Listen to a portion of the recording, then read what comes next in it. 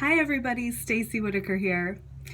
I have had some customers complain that throughout the day their fibers flake off when they're wearing their 3D fiber lashes. So I'm going to show you a quick and easy trick to help them stay on better.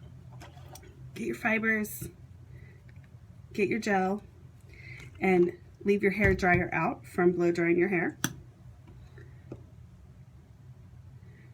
I'm just going to do my normal 3-step process. I'm going to put on a coat of gel.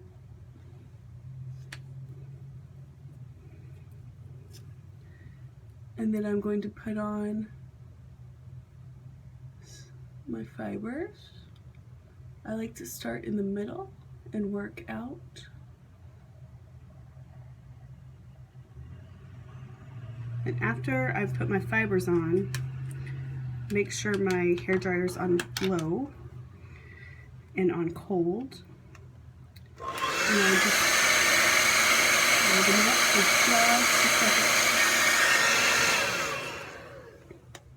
And that dries the fibers onto your lashes, and it also separates them and gives them a tiny bit of curl.